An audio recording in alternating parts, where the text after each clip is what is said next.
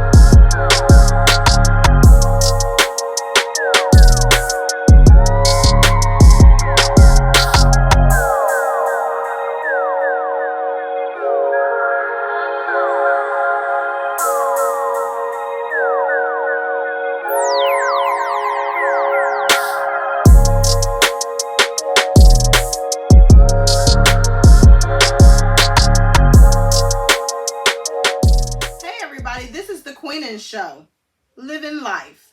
I'm your host, Kween, and we focus on the mind, body, and soul. Educate the mind, feed the body, and rejuvenate the soul. So let's jump straight into it. October is Domestic Violence Awareness Month.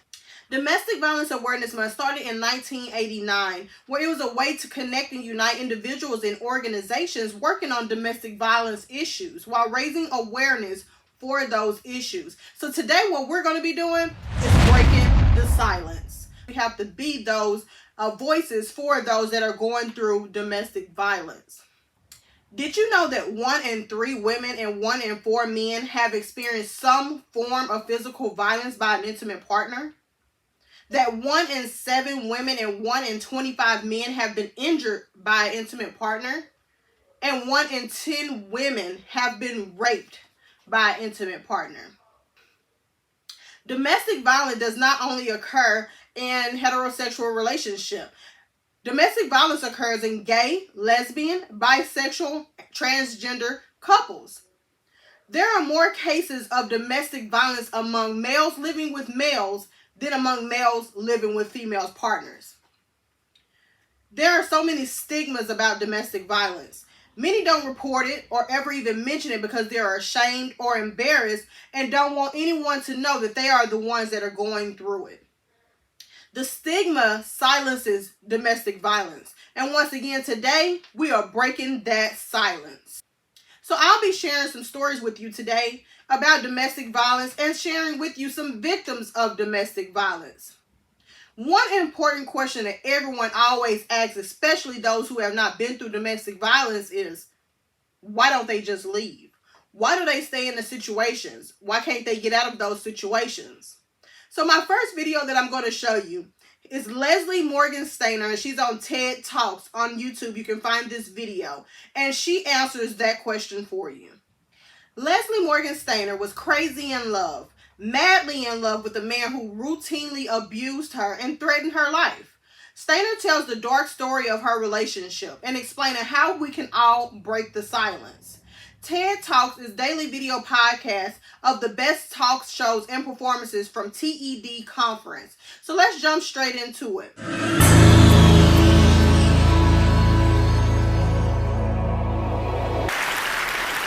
I'm here today to talk about a disturbing question, which has an equally disturbing answer.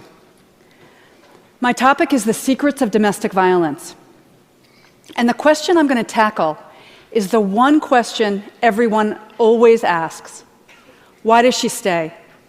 Why would anyone stay with a man who beats her? I'm not a psychiatrist, a social worker, or an expert in domestic violence. I'm just one woman with a story to tell. I was 22. I had just graduated from Harvard College. I'd moved to New York City for my first job as a writer and editor at 17 magazine. I had my first apartment, my first little green American Express card. And I had a very big secret. My secret was that I had this gun loaded with hollow point bullets pointed at my head by the man who I thought was my soulmate many, many times. The man who I loved more than anybody on earth held a gun to my head and threatened to kill me more times than I can even remember. I'm here to tell you the story of crazy love, a psychological trap disguised as love, one that millions of women and even a few men fall into every year. It may even be your story. I don't look like a typical domestic violence survivor. I have a BA in English from Harvard College, an MBA in marketing from Wharton Business School. I spent most of my career working for Fortune 500 companies, including Johnson & Johnson, Leo Burnett, and the Washington Post. I've been married for almost 20 years to my second husband, and we have 3 kids together. My dog is a black lab, and I drive a Honda Odyssey minivan. So my first message for you is that domestic violence happens to everyone. All races, all religions, all income and education levels. It's everywhere. And my second message is that everyone thinks domestic violence happens to women, that it's a women's issue. Not exactly. Over 85% of abusers are men. And domestic abuse happens only in intimate, interdependent, long-term relationships. In other words, in families. The last place we would want or expect to find violence, which is one reason domestic abuse is so confusing. I would have told you myself that I was the last person on earth who would stay with a man who beats me. But in fact, I was a very typical victim because of my age. I was 22. And in the United States, women ages 16 to 24 are 3 times as likely to be domestic violence victims as women of other ages. And over 500 women and girls this age are killed every year by abusive partners, boyfriends and husbands in the United States. I was also a very typical victim because I knew nothing about domestic violence, its warning signs or its patterns. I met Connor on a cold, rainy January night. He sat next to me on the New York City subway, and he started chatting me up. He told me 2 things. One was that he, too, had just graduated from an Ivy League school, and that he worked at a very impressive Wall Street bank. But what made the biggest impression on me that first meeting was that he was smart and funny, and he looked like a farm boy. He had these big cheeks, these big apple cheeks, and this wheat blonde hair, and he seemed so sweet. One of the smartest things Connor did from the very beginning was to create the illusion that I was the dominant partner in the relationship. He did this, especially at the beginning, by idolizing me. We started dating, and he loved everything about me. That I was smart, that I'd gone to Harvard, that I was passionate about helping teenage girls and my job.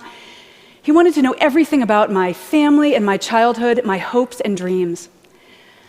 Connor believed in me as a writer and a woman in a way that no one else ever had. And he also created a magical atmosphere of trust between us by confessing his secret, which was that as a very young boy, starting at age 4, he had been savagely and repeatedly physically abused by his stepfather. And the abuse had gotten so bad that he had had to drop out of school in 8th grade, even though he was very smart. And he'd spent almost 20 years rebuilding his life, which is why that Ivy League degree and the Wall Street job and his bright, shiny future meant so much to him. If you had told me that this smart, funny, sensitive man who adored me would one day dictate whether or not I wore makeup, how short my skirts were, where I lived, what jobs I took, who my friends were, and where I spent Christmas, I would have laughed at you. Because there was not a hint of violence or control or anger in Connor at the beginning. I didn't know that the first stage in any domestic violence relationship is to seduce and charm the victim. I also didn't know that the second step is to isolate the victim. Now, Connor did not come home one day and announce, hey, all this Romeo and Juliet stuff has been great, but I need to move into the next phase where I isolate you and I abuse you. So I need to get you out of this apartment where the neighbors can hear you scream, and out of this city where you have friends and family and coworkers who can see the bruises.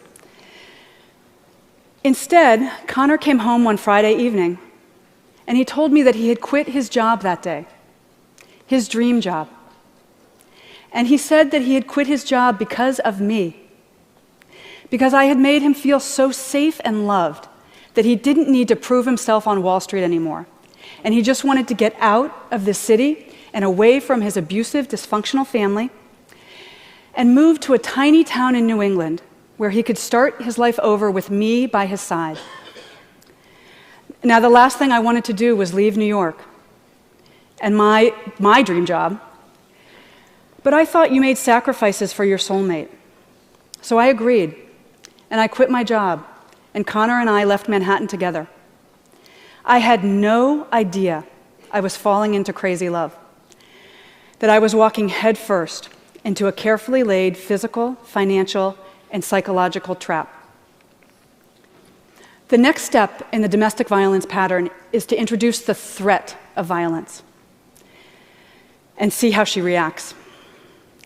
And here's where those guns come in. As soon as we moved to New England, that place where Connor was supposed to feel so safe, he bought 3 guns.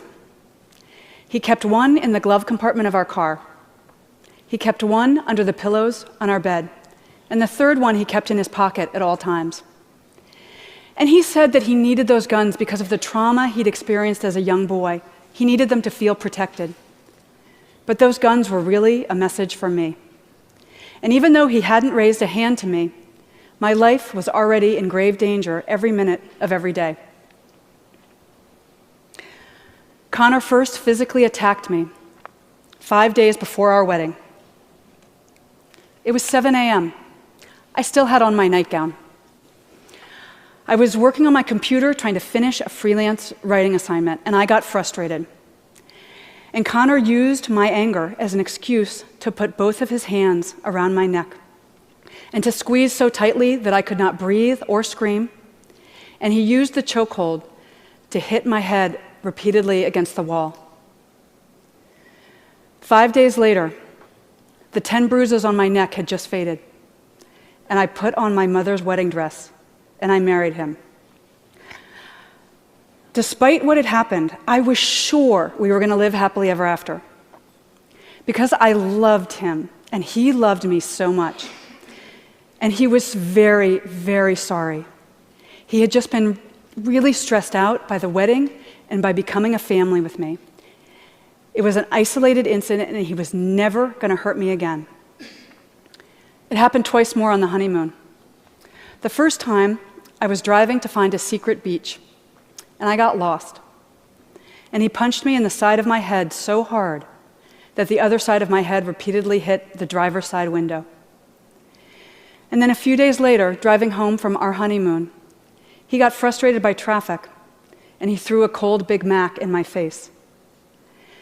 Connor proceeded to beat me once or twice a week for the next 2.5 years of our marriage.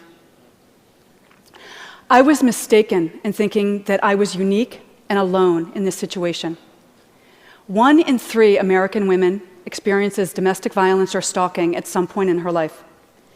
And the CDC reports that 15 million children are abused every year. 15 million. So actually, I was in very good company. Back to my question. Why did I stay? The answer is easy. I didn't know he was abusing me. Even though he held those loaded guns to my head, pushed me downstairs, threatened to kill our dog, pulled the key out of the car ignition as I drove down the highway, poured coffee grinds on my head as I dressed for a job interview. I never once thought of myself as a battered wife. Instead, I was a very strong woman in love with a deeply troubled man, and I was the only person on earth who could help Connor face his demons. The other question everybody asks is, why doesn't she just leave? Why didn't I walk out? I could have left any time. To me, this is the saddest and most painful question that people ask. Because we victims know something you usually don't. It's incredibly dangerous to leave an abuser. Because the final step in the domestic violence pattern is kill her. Over 70% of domestic violence murders happen after the victim has ended the relationship, after she's gotten out, because then the abuser has nothing left to lose. Other outcomes include long-term stalking, even after the abuser remarries, denial of financial resources, and manipulation of the family court system to terrify the victim and her children, who are regularly forced by family court judges to spend unsupervised time with the man who beat their mother. And still we ask, why doesn't she just leave? I was able to leave because of one final sadistic beating that broke through my denial.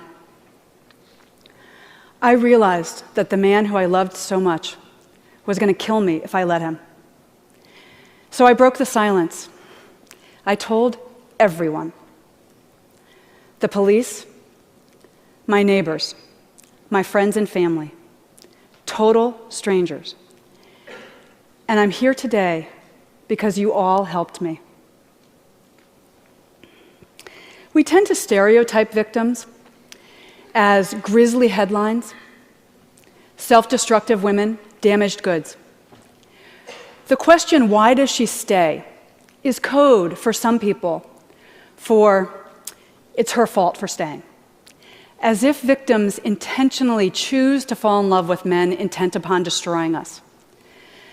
But since publishing Crazy Love, I have heard hundreds of stories from men and women who also got out, who learned an invaluable life lesson from what happened, and who rebuilt lives, joyous, happy lives, as employees, wives, and mothers, lives completely free of violence. Like me, because it turns out that I'm actually a very typical domestic violence victim and a typical domestic violence survivor. I remarried a kind and gentle man. We have those 3 kids. I have that black lab, and I have that minivan. What I will never have again, ever, is a loaded gun held to my head by someone who says that he loves me. Now, right now, maybe you're thinking, wow, this is fascinating. Or, wow, how stupid was she? But this whole time, I've actually been talking about you. I promise you, there are several people listening to me right now who are currently being abused, or who were abused as children, or who are abusers themselves. Abuse could be affecting your daughter, your sister, your best friend right now. I was able to end my own crazy love story by breaking the silence. I'm still breaking the silence today. It's my way of helping other victims. And it's my final request of you. Talk about what you heard here. Abuse thrives only in silence. You have the power to end domestic violence simply by shining a spotlight on it. We victims need everyone. We need every one of you to understand the secrets of domestic violence. Show abuse the light of day by talking about it with your children, your coworkers, your friends and family. Recast survivors as wonderful, lovable people with full futures. Recognize the early signs of violence and conscientiously intervene, de-escalate it, show victims a safe way out.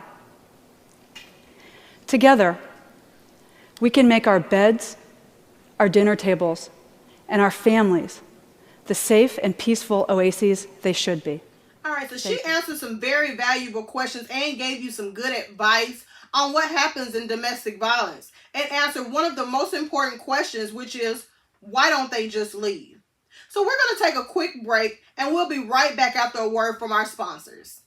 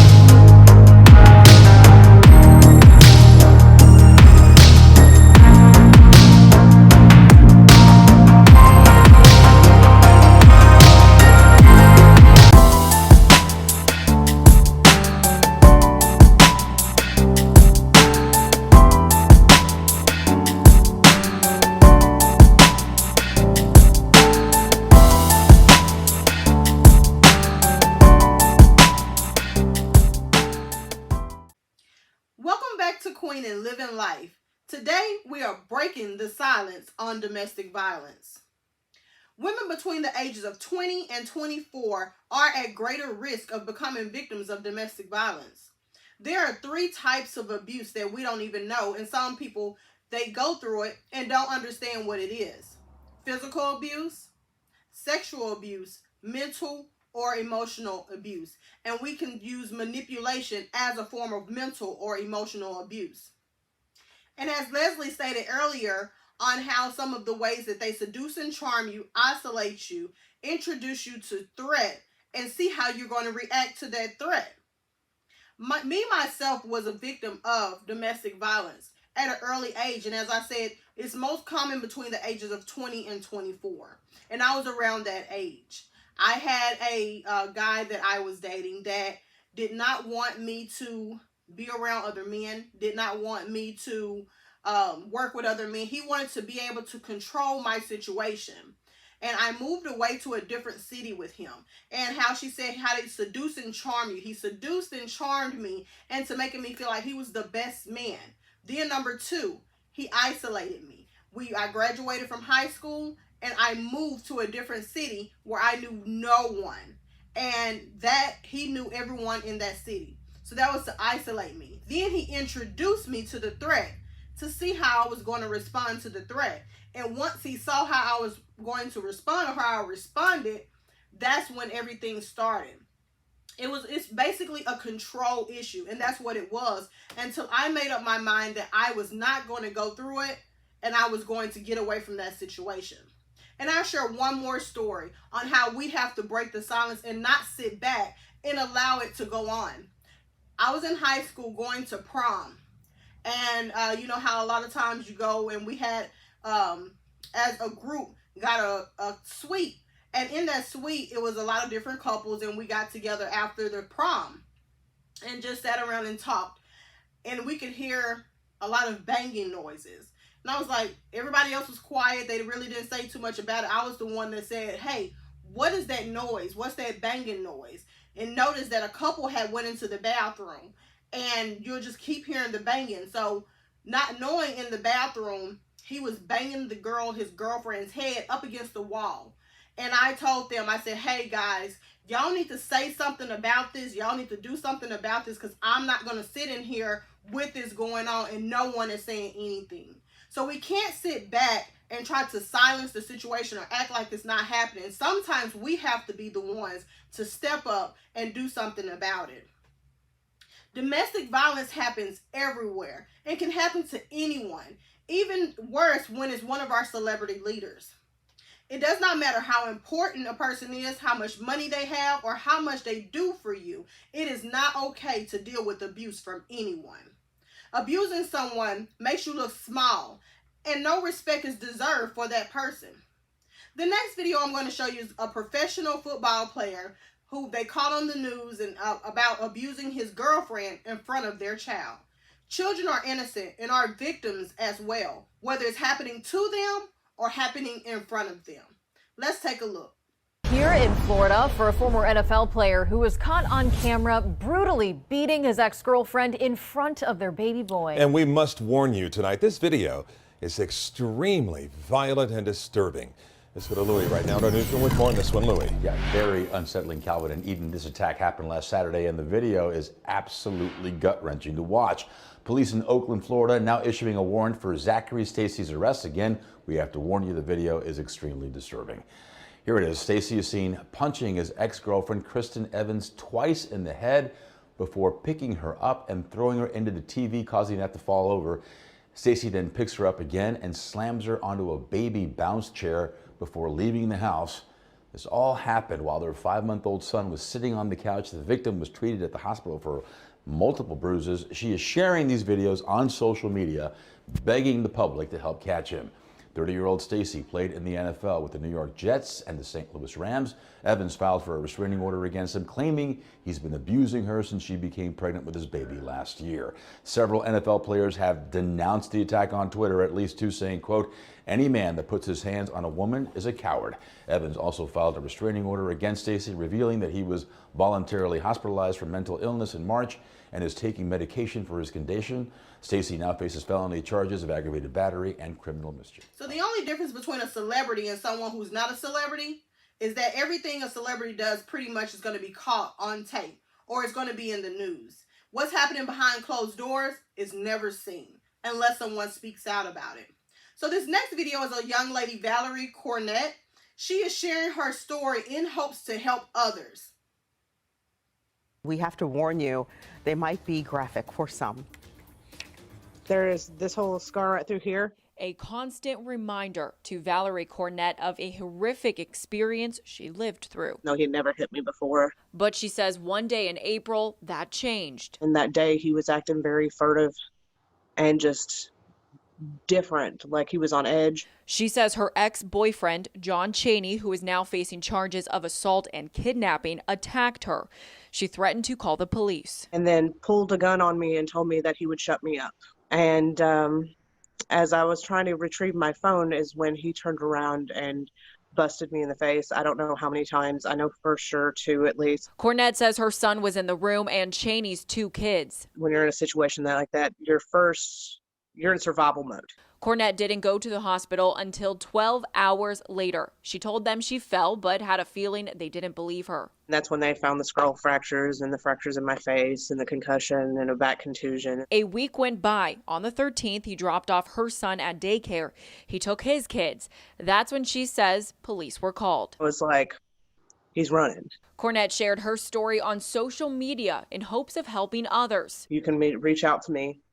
You can ask me about my essential oil products, and that tells me that you're in a DV situation or you're worried about it, and I'll keep checking on you. If they're in danger, I'll do whatever I can for them. Or create a woman's group where we can just watch out for one another at the end of the day, because it's not just our lives, it's our kids' lives. Reporting in Columbus, Stephanie Stanovich, 10 TV News. Police arrested Chaney in May in Kentucky this week. Chaney's bond was set at $250,000. Well, we wanted to get some more perspective on this, so we spoke with experts at Nationwide Children's Hospital. We also spoke with the Lutheran Social Services program called Choices. They offer shelter and provide resources for adults in situations like these. Experts say isolation is a concern because most abuse happens at home. Another concern, victims worry about catching the virus at a shelter. But these organizations stress shelters are taking safety precautions. As for warning signs, here's what to look out for. An abuser might be controlling or put the victim down. The abuser's temper might drastically change, and the victim might distance himself or herself from others. Leaving an abusive relationship is a very dangerous time, so we plan that very carefully with victims of domestic violence so that we can help them get to safety. Just really knowing that that you're not alone and that help is available, and also that for every person who is a survivor, you're making decisions constantly about ways to keep yourself and your family safe. We recognize that you're making calculated and protective decisions. Now, if you or someone you know needs help, go to thehotline.org. So like Ms. Cornett said, it's also the kids who live through it and go through it as well. It's not just us. And no one deserves to go through life like that. Know that you are worth much more. There's a popular show that has been airing, and it's been on, I think it's been on Stars or BET, and it's called P-Valley. And in P-Valley, there was a couple on there, and one of the girls, she was pretty much the breadwinner of the family, and she had been experiencing domestic violence from the guy that she had fell in love with long time ago. They went to school together, they moved out together. He went through abuse as a child. He grew up and started to abuse his girlfriend and their children. So a lot of times it starts at an early age and it just trickles down and they continue it in their lives. It's not something that is intentional, but it becomes a norm for them because that's what they've always lived through. So just as we know that women are the main ones that go through domestic violence, they are not the only ones. So men suffer domestic violence as well. As I stated earlier, 1 in 25 men have been injured.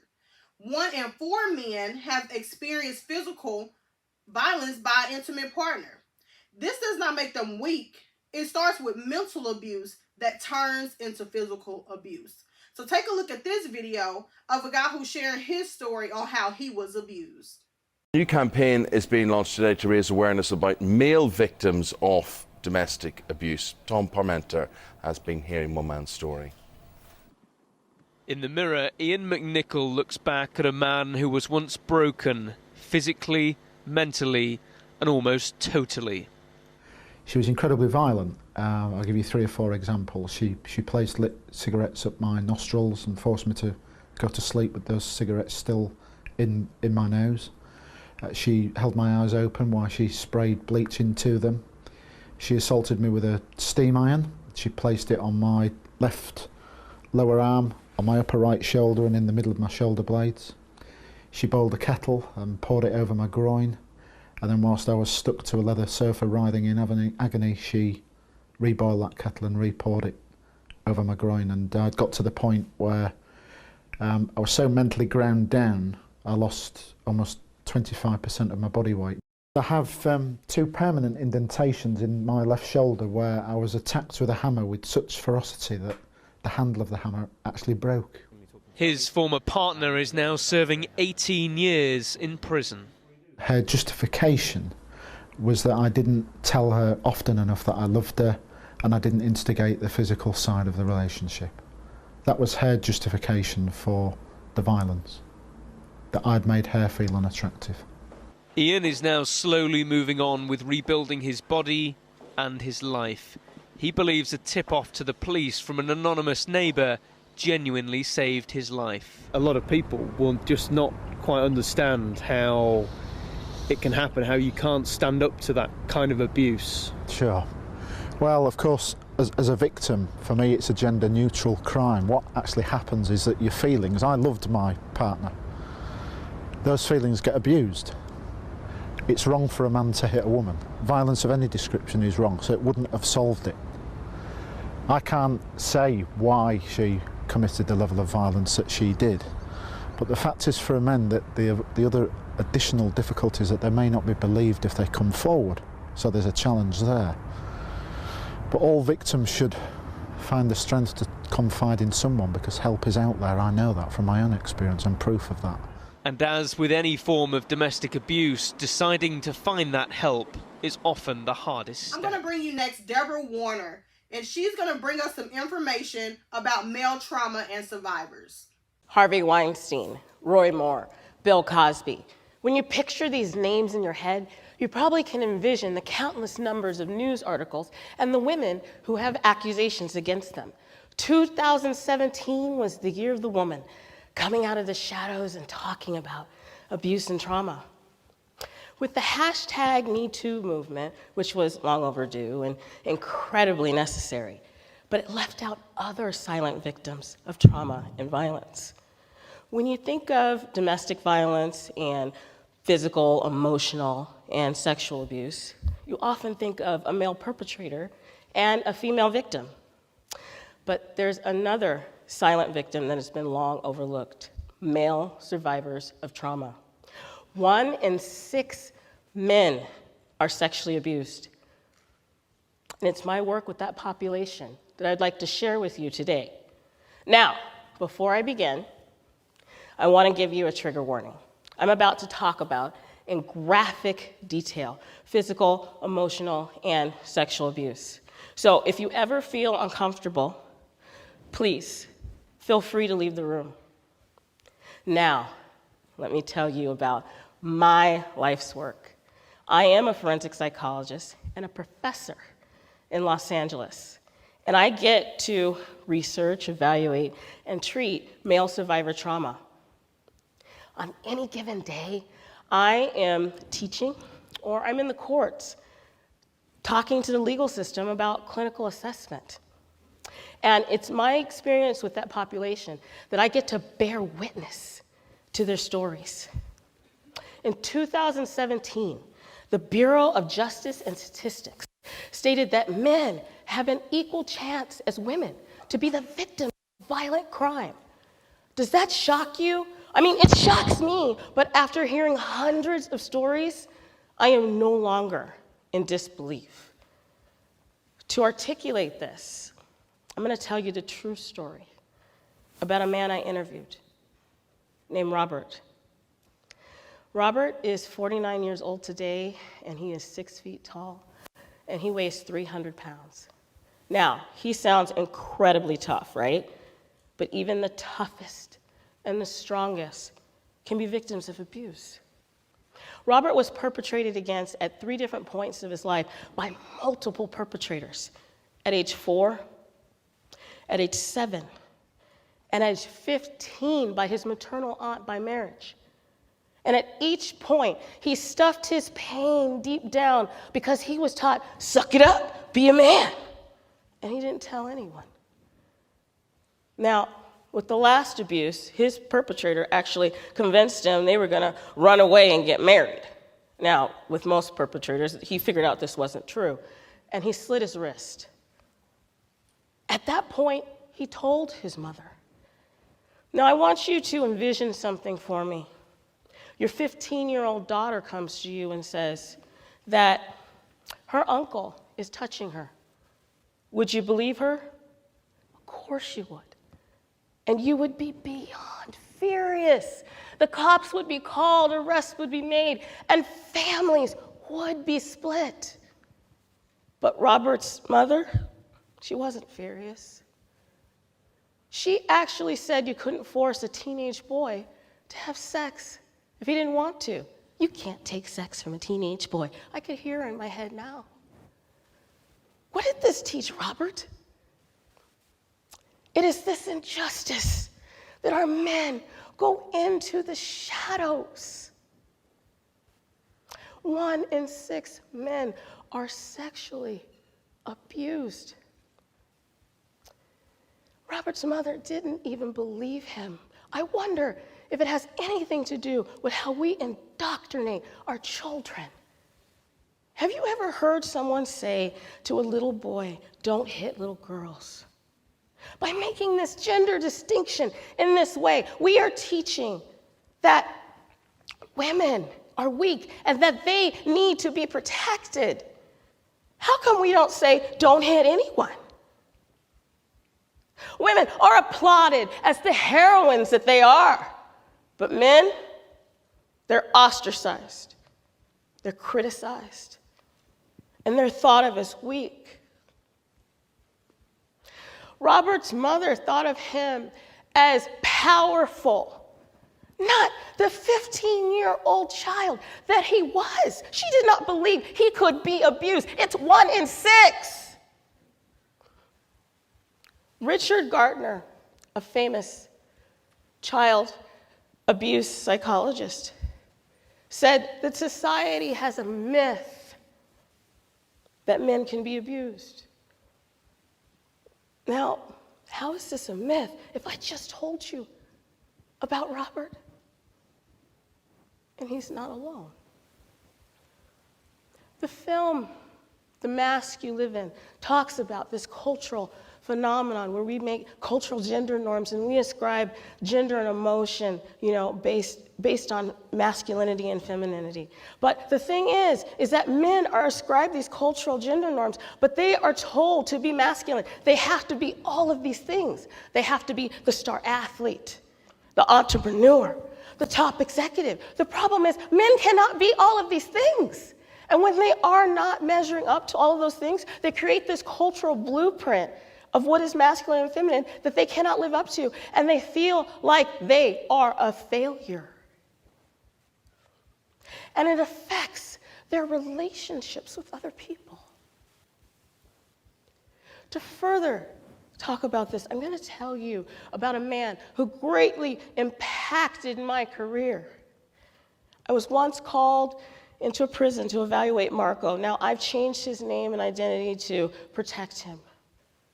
But when I went into the prison, he was there for domestic violence. What struck me is that the day I walked in, the day before, he had slit his own throat from ear to ear. And he had no history of depression or violence before his offense. And I said, okay, something has to be going on here because it takes a lot of depression and self-loathing to slice your own throat. So I said, there has to be trauma. So I called him into my office, and I sat across from this incredibly gentle man whose wife actually visited every single week. And we had 2 rubber chairs and our concrete walls. And I said, what happened to you? And he looked at me, and his eyes got really wide, and he said, nothing, nothing. And then, after about 2 minutes, his eyes became downcast. And he said to me he was raped at age 5 by an uncle, and age 21 by a rival gang. Now see, you have to understand something. Men or people who have been sexually assaulted, they have something called post-traumatic stress disorder, PTSD. Kind of like combat veterans when they come back from the war and they're triggered by loud noises, but they can be triggered by touch, sensation, and sound, sexual abuse survivors, right? Well, that day that he was arrested, he was in the shower with his wife and she touched his butt, and all of a sudden he was no longer there with her. All of his molestations materialized and he was back with his perpetrators. And as he told me this story, he violently shook and he cried. And I said to him what I say to all of my male survivors who disclose to me. I say, that was not your fault. And thank you for telling me your story. You see, because a male survivor's story is guarded like a dragon, protecting their gold. And at my urging, I had Marco call his wife and tell her. And she said to him, why didn't you tell me? I love you. And he said, I didn't want you to think I was less than a man. Researchers O'Leary and Barber state that 44% of men wait more than 20 years to disclose sexual abuse. 20 years. And this is because we're not listening due to this blueprint that we've created for our men of this culture of silence. We have hashtag Me Too. What about hashtag Men Too? So as you see, it's not just women that go through it. Children go through it, women go through it, male go through it. Any type of couple goes through domestic violence. So it's up to us to break the silence. We'll be back after this short break.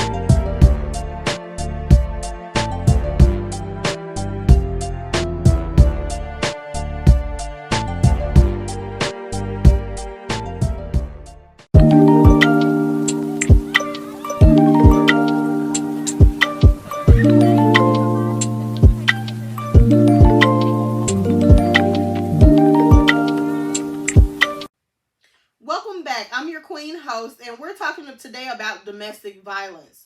So if you or anyone that you know have gone through, is still going through domestic violence, please break the silence. Here are some resources that will help you in providing someone else or yourself that help that you need. There is a hotline, a 24/7 hotline that is in English, Spanish, and also have 200 plus languages through interpretation. 1-800-799-7233. That number again is 1-800-799-7233. Text START, START, to 88788. There is a National Resource Center on Domestic Violence at www.ncadv.org. You can also find some resources, links, a crisis hotline at liveyourdream.org. LIVEYOUR, dream, DREAM.org. There is also for teen dating relationships, Love is Respect National Teen Dating Abuse Helpline at 1-866-331-9474. Again, Love is Respect National Teen Dating Abuse Helpline at 1-866-331-9474. Rape, Abuse, and Incest National Network National Sexual Assault Hotline, which is RAINN. Again, Rape, Abuse, and Incest National Network National Sexual Assault Hotline is 1-800-656-HOPE. 1-800-656-4673. Their website is RAINN.org. Take a stand and break the silence. It starts young, and how we can prevent that is teaching communication to our young ones, showing them how to effectively manage their feelings, and problem-solving skills. It turns into adulthood, and those who do not have it suffer from being a victim of domestic violence and being in domestic violence issues. These skills can still be learned as an adult. We have to learn how to communicate, how to effectively manage our feelings, and how to have problem-solving skills. These skills can stop the violence in dating relationship before it even occurs. Let's promote healthy, respectful, and non-violent relationships, which are important for prevention. So today I want to thank you for tuning in to Kweenin Living Life. I challenge you to educate your mind, feed the body, and rejuvenate your soul. Tune in next week at 7 p.m. Eastern Standard Time as I share some of my tasty reviews with you.